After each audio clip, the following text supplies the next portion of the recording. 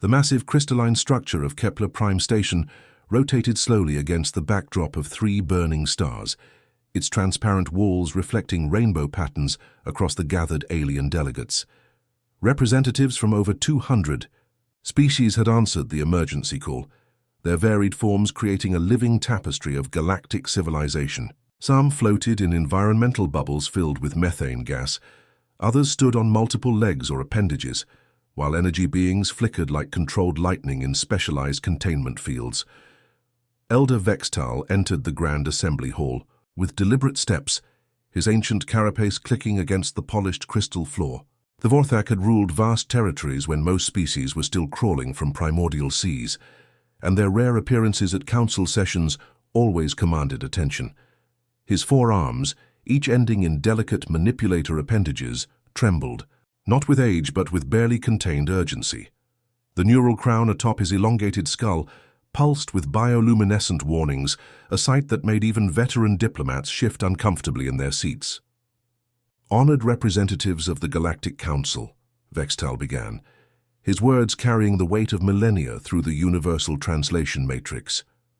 "I stand before you today not as a voice of my people, but as a witness to cosmic forces that threaten everything we have built together." Ambassador Krelvish of the aquatic Mertani species rippled her tentacles in curiosity. "Elder Vextal, your species has remained neutral in galactic affairs for over 10,000 cycles. What compels you to break this silence?" The ancient being's compound eyes swept across the assembly, taking in the faces of creatures who had never known true warfare. The emergence of a species from the outer rim. You call them humans, inhabitants of the third world orbiting the star soul. They have achieved primitive, faster-than-light travel, and first contact protocols are being prepared.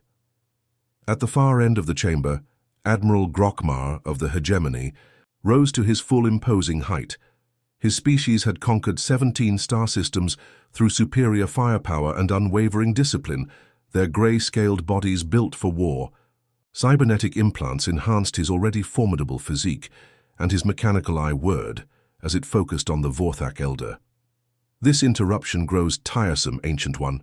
Grokmar's voice boomed through his chest-mounted speakers. "These humans are a pre-spaceflight civilization that barely managed to construct crude chemical rockets.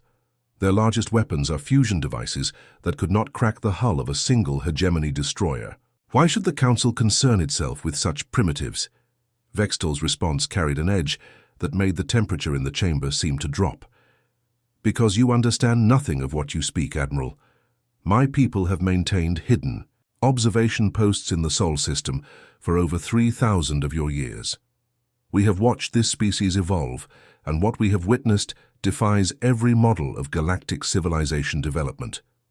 The chamber fell silent, except for the ambient hum of life support systems and the occasional bubble of methane from the Zalarian delegation.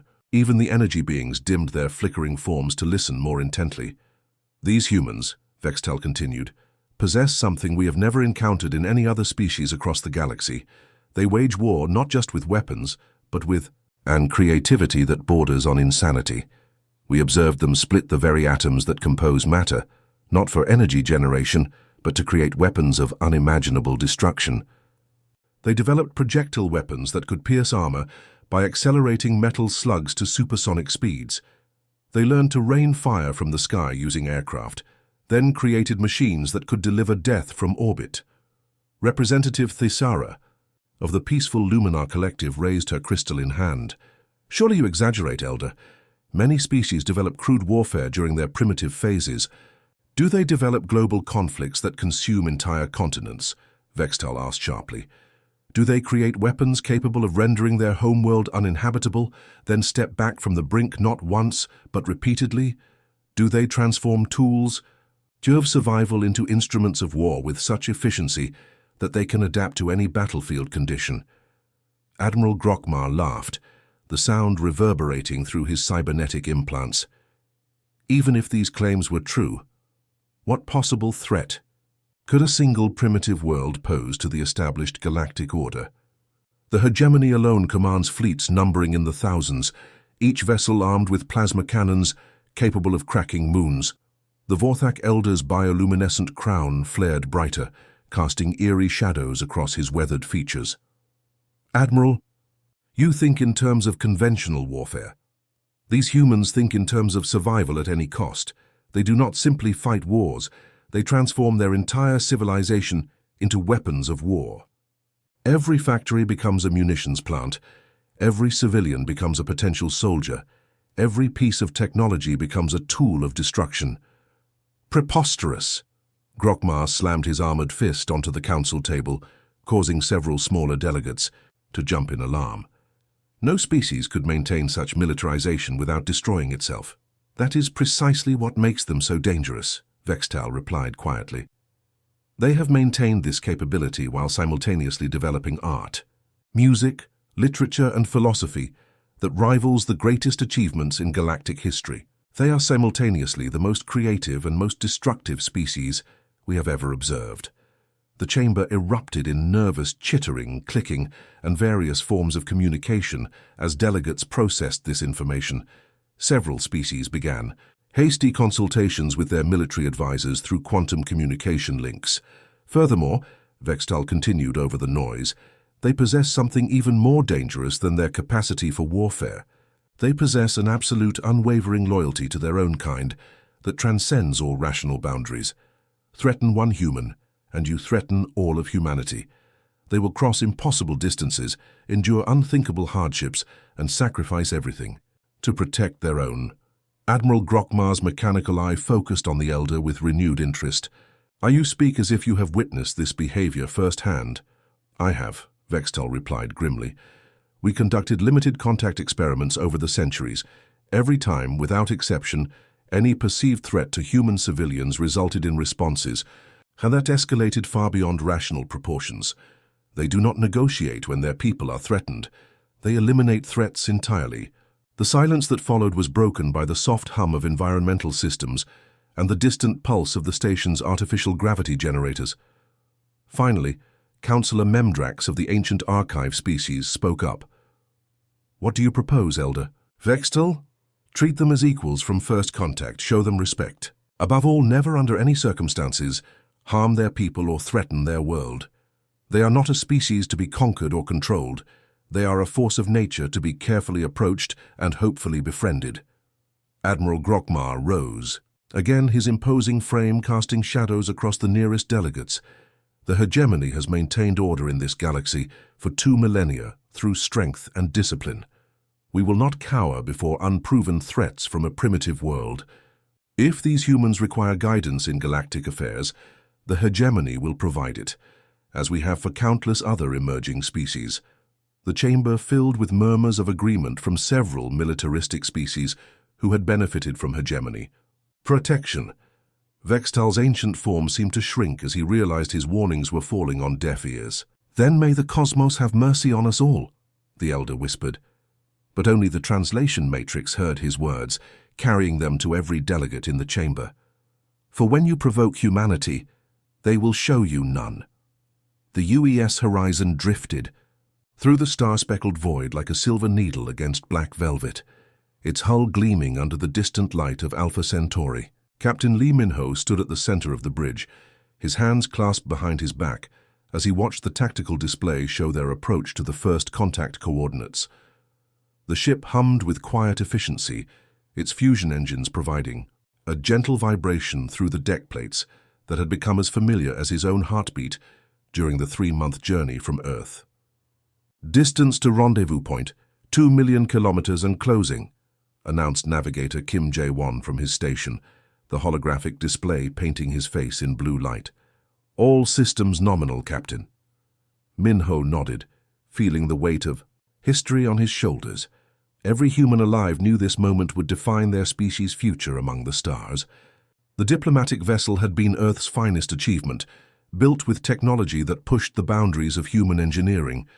Her hull incorporated metamaterials that could withstand micrometeorite impacts. Her drives could push her to 30% light speed, and her communication arrays could broadcast across interstellar distances. Lieutenant Park So-young sat at the communications console, her fingers dancing across holographic controls as she monitored dozens of frequencies simultaneously. The young officer had volunteered for this mission, despite knowing she might never see Earth again, driven by the same spirit of exploration that had carried humans from caves to the stars. "Captain," So Young called out, her voice carrying a note of uncertainty. "I'm picking up signals ahead, multiple sources, but they're not using the communication protocols we agreed on." The bridge's atmosphere grew tense as several officers turned to look at their captain. Minho stepped closer to the communications station, studying the scrolling data on So Young's screens. The signals showed a pattern of military-grade encryption and targeting radar sweeps that made his stomach tighten with unease. "What kind of signals?" he asked quietly. "Military frequencies, sir? High-powered scanning beams, weapons targeting systems?" So Young's hands moved quickly across her controls, trying to decode the alien transmissions. "Captain, these readings suggest multiple warships, not the single diplomatic escort we were told to expect."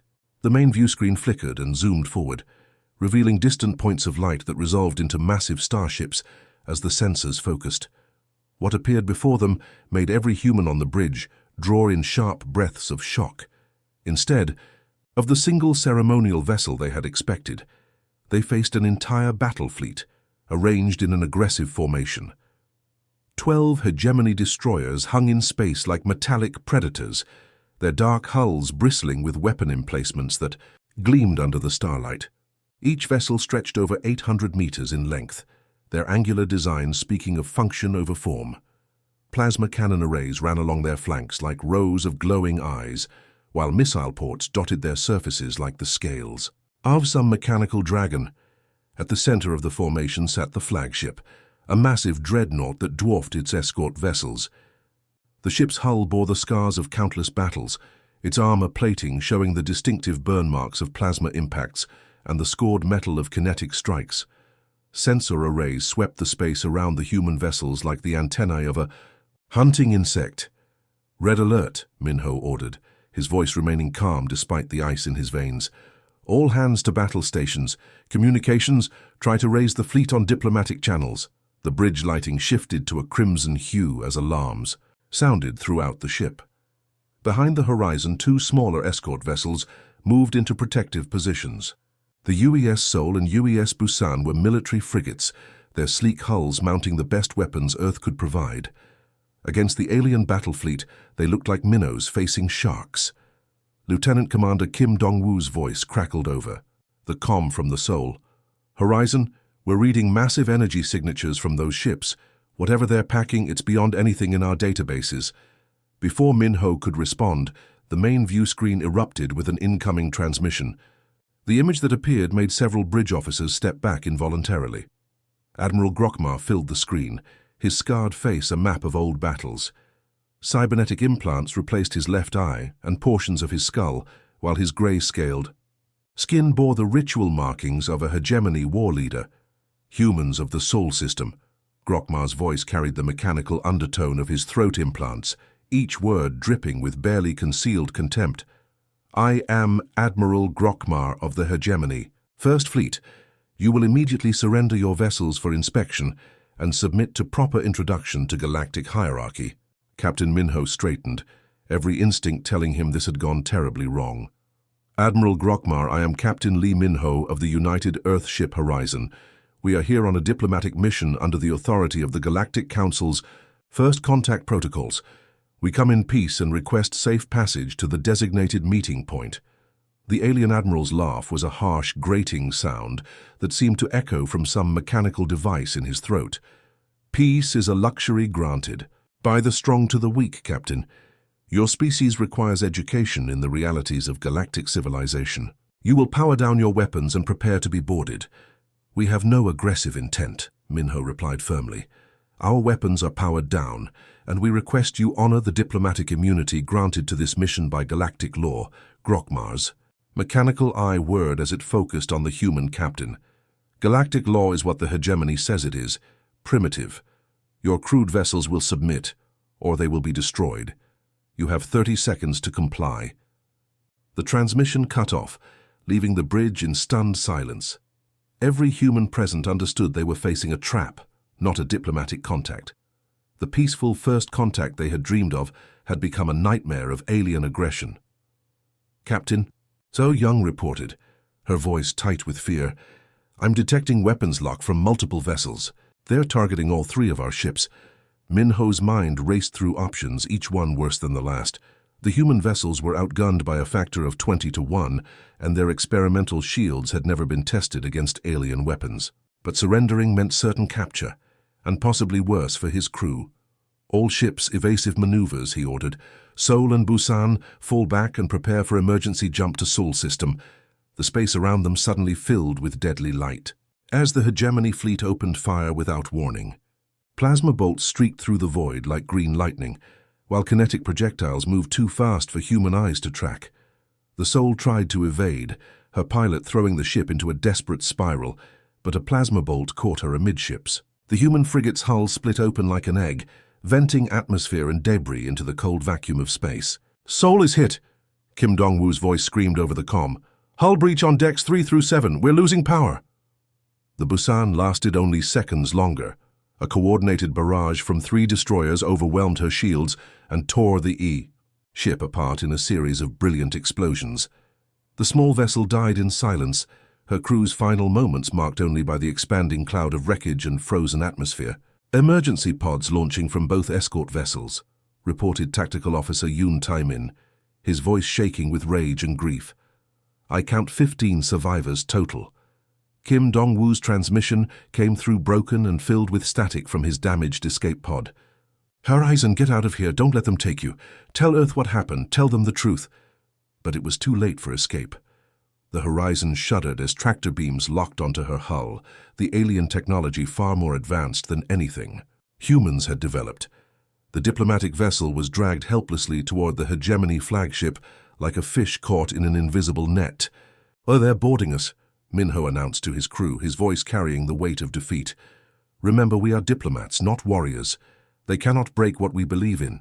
As alien soldiers in powered armor stormed through the airlocks, 3 small escape pods slipped away in the chaos of the battle's aftermath. They were barely visible against the cosmic background, their emergency beacons silent to avoid detection. Inside those tiny craft, the surviving witnesses to humanity's first contact began their long journey home, carrying news that would change everything. The pods drifted through space powered only by emergency thrusters, their occupants surviving on recycled air and emergency rations, but they carried something more precious than their own lives. They carried the truth of what had happened in the void near Alpha Centauri, and that truth would soon reach Earth, with consequences the hegemony could never have imagined.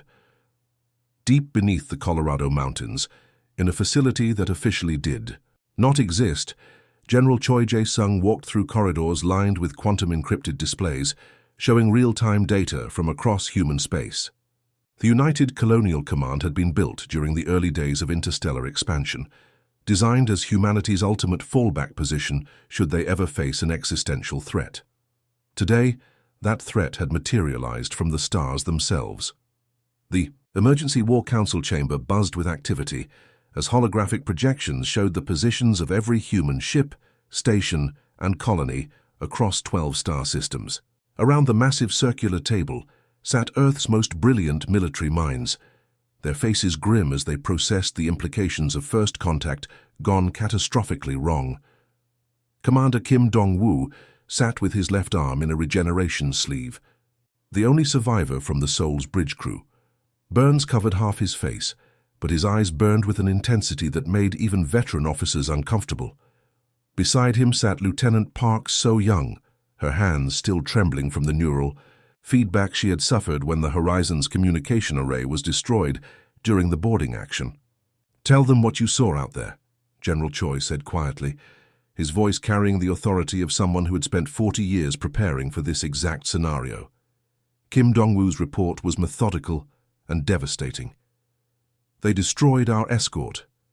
Vessels without provocation. Captain Minho and the entire diplomatic team are prisoners, assuming they're still alive. The alien admiral called us primitives and claimed the right to inspect our ships like we were cargo haulers carrying contraband." Lieutenant Colonel Bae Minjun, head of Fleet Intelligence, leaned forward. "What about their technology? What are we facing?" "Their weapons are beyond anything we expected," So Young replied, her voice gaining strength as she focused on technical details. Plasma-based energy weapons that can punch through our best armor like paper. Tractor beam technology that made our engines useless.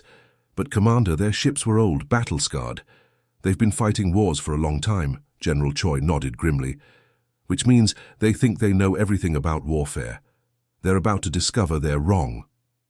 The General activated a holographic display that filled the center of the room with a three-dimensional map of human space.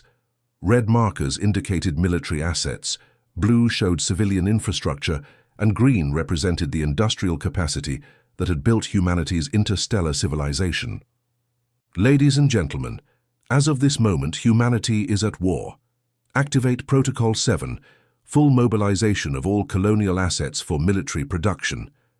The room fell silent, except for the hum of quantum processors working at maximum capacity. Protocol 7 was theoretical, a plan developed by military strategists who hoped it would never be needed. It would transform human civilization from a peaceful trading network into a war machine unlike anything the galaxy had ever seen. Within hours, quantum communication arrays carried the activation codes to every human colony. On Mars, vast mining. Complexes that extracted rare metals for starship construction received new blueprints. The same machines that carved tunnels through asteroid belts would now manufacture kinetic kill vehicles capable of accelerating rocky projectiles to a significant fraction of light speed. Dr. Han Yu-jin entered the command center carrying a data tablet that contained humanity's response to alien aggression. The brilliant scientist had spent her career developing technologies for deep space exploration and colonization. Now those same innovations would become weapons of war. General, the conversion is proceeding ahead of schedule, she reported, her voice mixing excitement with barely controlled rage. The series mining facility has retooled their mass drivers. Instead of launching cargo containers toward Earth, they're now launching tungsten rods toward hegemony space. She activated her tablet, showing video feeds from across human space. On Luna, automated factories that had produced atmospheric processors were now manufacturing stealth drones equipped with nuclear warheads. In the asteroid belt, cargo haulers received new hull plating and electronic warfare suites that would make them invisible to alien sensors until they were close enough to strike. The beauty of our industrial base, Dr. Han explained to the assembled officers, is that everything we built for survival in space can be converted into military hardware. Our mining lasers can punch holes in starship hulls. Our cargo containers can carry enough explosives to crack a moon. Our communication satellites can jam enemy transmissions across entire star systems. General Choi studied the tactical displays showing human forces mobilizing across 12 systems. Unlike the aliens, who seemed to rely on dedicated warships, humanity was turning every tool of civilization into a weapon of war. "What about our secret project on Titan?" he asked quietly. Dr. Han's smile was predatory. "The quantum entanglement communication array is operational. We can coordinate attacks across interstellar distances with zero delay. The aliens won't even know we're coming until we're already there." 3 weeks after the attack on the horizon, the first human strike launched from the outer edges of the Sol system. The hegemony border outpost at Wolf 359 was a typical alien military installation, protected by energy shields and automated defense platforms. Its garrison of 300 soldiers considered it a safe assignment, far from any active combat. Zones. The attack came without warning from multiple vectors simultaneously.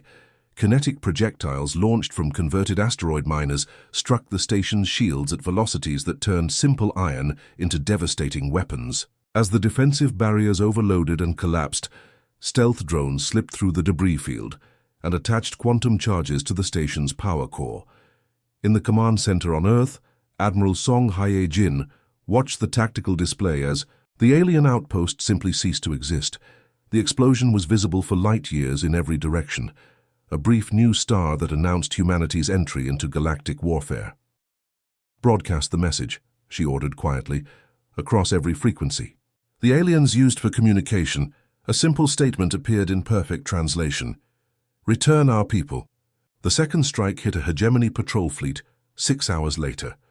3 alien destroyers were investigating asteroid mining operations in an uninhabited system when cargo containers they had dismissed as space debris suddenly accelerated to ramming speed. The civilian vessels had been converted into guided missiles, their cargo holds filled with antimatter warheads developed from humanity's most advanced research projects. Admiral Song stood before the main tactical display in the war room, watching as red markers representing enemy forces began disappearing from the galactic map. Each vanished symbol represented hundreds of alien soldiers who had underestimated humanity's capacity for creative destruction. "Status report," she requested from her staff officers. "Hegemony forces are pulling back from forward positions," reported Captain Lee Soo-jin from the Intelligence Division. "They're trying to establish defensive perimeters around their major bases. They're fighting the last war," Admiral Song observed with grim satisfaction. "They expect us to meet them fleet to fleet, ship to ship. They don't understand that we've turned our entire civilization into a weapon." Commander Yoon Tae-hyun, recently promoted after volunteering for the most dangerous reconnaissance missions, approached with updated targeting data. "Admiral, we've identified the location of their regional command center. It's heavily fortified, but our deep space monitors have found a weakness." The holographic display shifted to show the hegemony's fortress world of Kethmore, a planet surrounded by orbital defense platforms and protected by a fleet of over 200 warships. It should have been impregnable by any conventional measure. "What do you recommend, Commander?" Admiral Song asked. Yoon's smile was cold as space itself.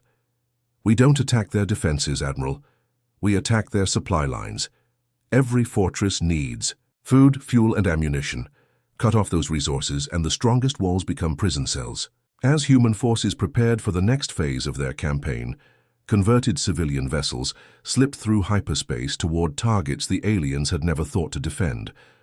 Cargo haulers that had once carried grain and manufactured goods now carried destruction to the heart of hegemony space. The aliens had wanted to teach humanity about galactic hierarchy. They were about to learn that humans had their own lessons to share about the price of unprovoked aggression. The crystalline corridors of Kepler Prime Station hummed with panicked activity as representatives from dozens of species gathered around holographic displays showing the unthinkable. For the first time in 2,000 years, hegemony forces were retreating across multiple fronts, their mighty fleets scattered like leaves before a hurricane that had emerged from the previously insignificant Sol system. Ambassador Krelvish, of the aquatic Mertani species, floated in her environmental tank, her tentacles writhing with anxiety as she studied the tactical reports. Her people had served as unwilling tributaries to the hegemony for 8 centuries, their ocean world stripped of rare minerals to fuel the alien war machine. Now she watched those same extraction platforms burning in space, destroyed by weapons. That seemed to appear from nowhere. "How is this possible?" she whispered through the translation matrix. "The humans were supposed to be primitives with crude chemical rockets." Representative Thisara of the Luminar Collective flickered with nervous energy, her crystalline form refracting light in patterns that spoke of deep concern. "The reports are consistent across 17 systems. Human forces strike without warning, eliminate military targets with precision we've never seen, then broadcast the same message. Return our people." The main display shifted to show footage captured by a hegemony surveillance drone before its destruction. A human vessel, sleek and deadly, materialized from what appeared to be empty space. The ship's hull bore no resemblance to the crude designs intelligence reports had described. Instead, it looked like a predator designed by evolution itself, all sharp angles and hidden weapons. Elder Vextal entered the assembly hall with measured steps, his ancient form moving with purpose despite the weight of millennia. His forearms gestured toward the tactical displays, and his bioluminescent crown pulsed with patterns that spoke of vindication mixed with sorrow. "I warned this council 3 months ago," he said, his voice carrying across the chamber. "I told you not to provoke humanity. You dismissed my words as the paranoia of a dying species." Admiral Grokma's image appeared on the main screen via quantum transmission from his flagship, the massive dreadnought that had once terrorized entire sectors. Now his scarred face showed something that shocked every delegate present: fear. The mighty hegemony commander who had conquered 17 worlds was afraid. Council members, Grokmar's mechanically enhanced voice crackled with static from battle damage. I request immediate reinforcements. The humans are not fighting like any species we have encountered. They use tactics that defy military logic. The Tathu chamber erupted in multiple languages as delegates demanded explanations. How could a single primitive world challenge the galaxy's dominant military power? Explain these tactics, demanded Councillor Memdrax of the archive species, her crystalline form recording every word for historical preservation. Grokmar's image flickered as his ship's communication array struggled with damage from the latest human attack. They do not meet us in traditional fleet engagements. Instead, they turn civilian infrastructure into weapons. Mining equipment becomes artillery. Cargo vessels become guided missiles. They attack our supply lines, our communication relays, our fuel depots. Every civilian ship in their territory has become a potential weapon. On the planet Zelara Prime, deep beneath the purple oceans, the amphibious Zelarian Council held emergency sessions in their underwater cities. For 600 years, they had provided technological expertise to the hegemony under threat of orbital bombardment. Now they watched human forces systematically dismantling the very weapons that had kept them enslaved. Commander Na Unbi crouched in the ventilation system of Hegemony Command Station Alpha 7, her stealth suit rendering her invisible. 2 alien sensors. The human special forces operator had spent 3 days infiltrating the facility, using techniques developed during Earth's most brutal conflicts. Her team moved through the station like ghosts, planting surveillance devices and mapping defensive positions. The hegemony soldiers never saw them coming. Years of facing conventional enemies had made them careless about internal security. They posted guards at obvious entrances, but ignored maintenance shafts and service tunnels. Human military doctrine, refined through centuries of asymmetric warfare, turned these oversights into fatal weaknesses. Intelligence package uploading now, Nayunbi whispered into her quantum communicator. The stolen data flowed through encrypted channels, not just to human command, but to resistance cells across the galaxy. Species that had suffered under hegemony rule for generations suddenly found themselves with detailed information about their oppressors' defensive positions. On the mining world of Koreth 3, the enslaved Draconian workers received anonymous data, packets containing the locations of guard towers and weapon emplacements. Within hours, coordinated uprisings erupted across 12 worlds simultaneously. The hegemony found themselves fighting not just humans, but their own former subjects armed with knowledge that turned the tide of battle. Captain Yoon Tai-hyun floated in the zero-gravity command center of his stealth cruiser, watching sensor displays that showed hegemony battle group Theta approaching through hyperspace. The alien fleet consisted of 23 heavy destroyers and a command carrier, their hulls bristling with weapons that could crack planetary surfaces.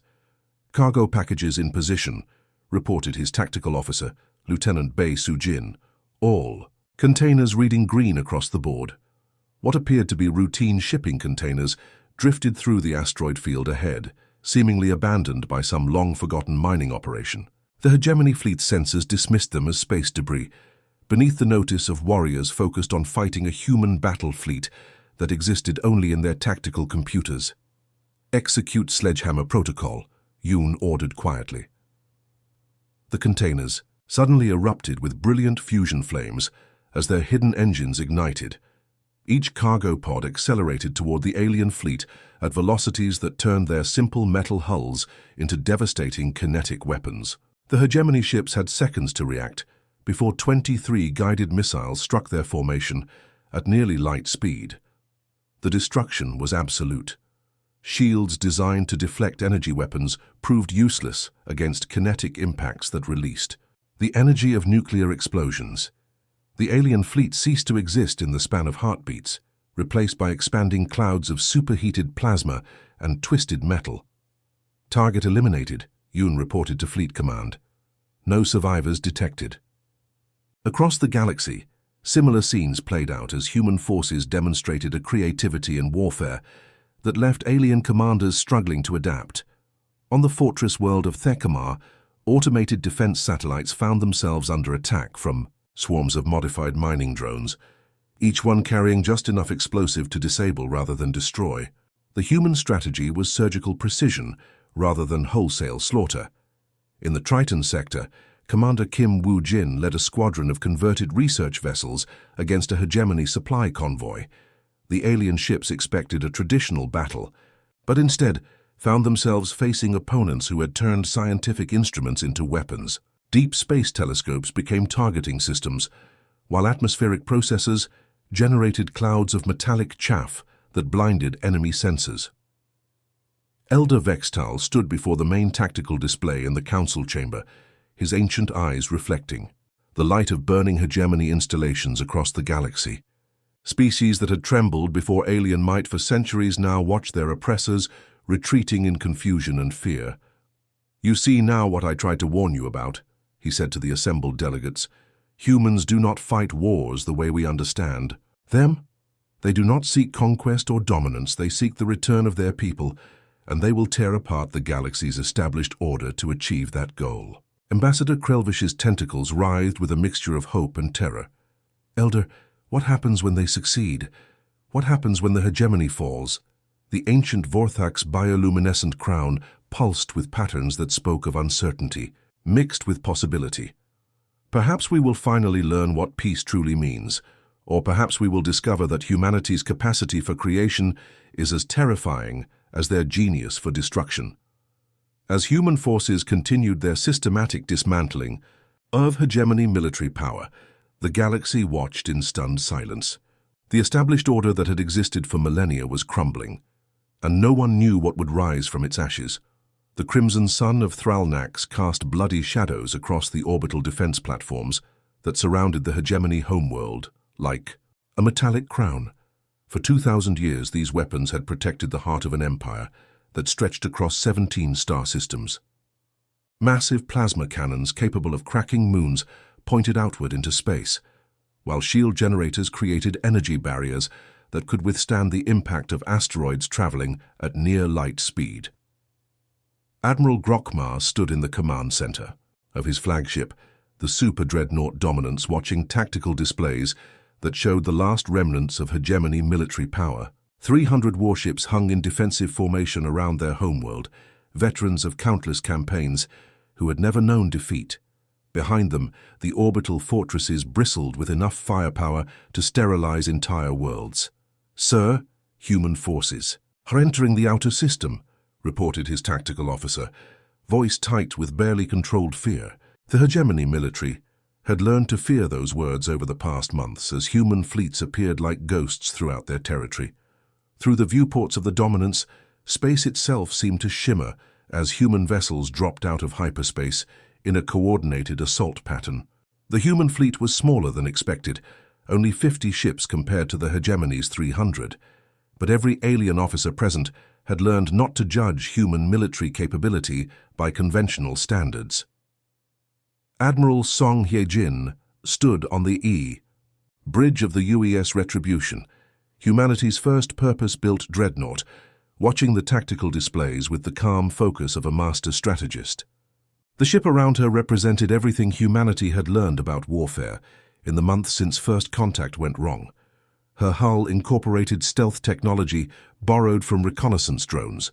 Her weapon systems combined the best of human innovation with captured alien technology, and her crew consisted of veterans who had turned the impossible into routine.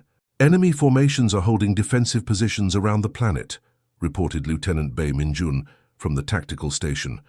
"Orbital platforms are powering up their main weapons, reading over 2,000 individual targeting locks." Song nodded calmly. "Execute Symphony Protocol. All ships begin the dance." What happened next defied every principle of conventional space warfare. Instead of charging directly at the defensive positions, human vessels scattered in seemingly random directions. Some ships dove toward the system's asteroid belt, others climbed above the orbital plane, while a few appeared to retreat entirely. To hegemony observers, it looked like chaos or cowardice. Captain Lee Soo-jin commanded the destroyer Seoul, one of 5 ships that had inherited the names of vessels destroyed during first contact. Her crew consisted entirely of volunteers who had lost friends or family in that initial attack, and their hunger for justice burned like the fusion fires that powered their engines. "Stealth packages deploying," she reported over the quantum. "Communication network that connected all human forces. Beginning approach Vector 7 Alpha." The Soul and her sister ships became invisible to hegemony sensors, their hulls absorbing radar waves, while their engines ran silent. They drifted through space like ghosts, approaching the orbital defense platforms from angles the alien engineers had never considered vulnerable. Meanwhile, Commander Kim Woo-jin led a squadron of converted mining vessels toward the asteroid belt at the system's edge. To enemy observers, they appeared to be retreating from the battle, but their real mission was far more sinister. Each ship carried kinetic impactors that had been forged in the mining facilities of Ceres, tungsten rods that could punch through planetary shields like bullets through paper. "Launching kinetic bombardment packages," Kim reported as his ships released their deadly cargo. The tungsten rods began their acceleration run, picking up speed as they fell toward the inner system under the pull of Thralnax's gravity well. Admiral Grokmar watched the human formations with growing confusion and anger. "What are they doing? This is not how fleet battles are fought." His tactical officer's voice carried a note of panic. "Sir, we're detecting multiple stealth signatures approaching the orbital platforms. Human vessels are somehow masking their heat signatures." Before Grokmar could respond, the first wave of attacks began. The Soul and her sister ships materialized from the void directly beneath the orbital platforms, their positions calculated to exploit blind spots in the fortress design. Plasma torpedoes and kinetic rounds hammered into shield generators and weapon mounts with surgical precision. "Platform 7 is offline," shouted a hegemony technician. "Platform 12 has lost primary power. They're targeting our weak points." The human attack was not random destruction, but careful surgery, designed to disable rather than obliterate. Each strike eliminated specific defensive capabilities while leaving life support and crew quarters intact. It was a demonstration of power that spoke louder than any threat. Captain Yoon Tae-hyun led the main assault force in a frontal approach that drew hegemony attention while his fellow commanders executed their stealth attacks. His heavy cruiser Incheon absorbed tremendous punishment from alien plasma cannons, her shields flaring white-hot under the barrage, but she kept coming with the relentless determination that had become humanity's signature in warfare. "Hull breach. On deck 7, reported his damage control officer. "Shield generators operating at 60% capacity." "Maintain course," Yoon ordered calmly. "We're the distraction, not the main event." The kinetic bombardment packages launched by Commander Kim reached their targets with devastating effect. Tungsten rods traveling at significant fractions of light speed struck the orbital platforms. Like the hammer of an angry god, their kinetic energy converting to heat and light that briefly outshone the system's star. Shield generators overloaded and failed, weapon mounts melted into slag, and the supposedly impregnable defenses crumbled like sand castles before a tide. Admiral Song watched the tactical display as red markers representing enemy defensive positions winked out one by one. "All orbital platforms neutralized," reported Lieutenant Bay. "The planet is defenseless." In the command center of the Dominance, Admiral Grokmar stared at displays that showed the systematic destruction of everything he had thought invincible. His 300 warships remained intact, but without the orbital platforms to support them, they were isolated and vulnerable. "Sir," his communications officer said quietly, "the humans are broadcasting on all frequencies." Admiral Song's voice carried across every hegemony vessel and down to the planet below, translated into dozens of languages by the Universal Translation Matrix. "Admiral Grokmar, you are defeated. Surrender your forces and prepare to discuss terms." The alien commander's scarred face appeared on the main screen, his mechanical eye focusing on the human admiral with a mixture of hatred and grudging respect. "You have won this battle, human, but victory in war requires more than destroying." "Orbital platforms," Song's reply was calm and measured. "Admiral, look at your tactical displays. My kinetic bombardment systems can target any point on your planet's surface with precision measured in meters.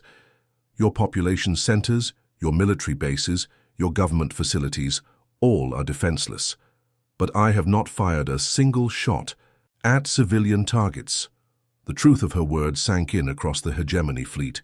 The humans possessed the power to exterminate their entire civilization, but had chosen restraint instead of genocide. Such behavior was unknown in their military experience. "What do you want?" Grokmar asked, his voice heavy with defeat. Admiral Song's response was broadcast not just to the hegemony forces, but across the entire galaxy via quantum communication networks.